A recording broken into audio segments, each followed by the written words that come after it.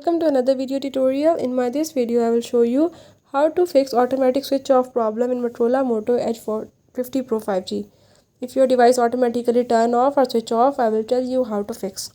Just watch complete video, follow all the steps and don't forget to subscribe my channel.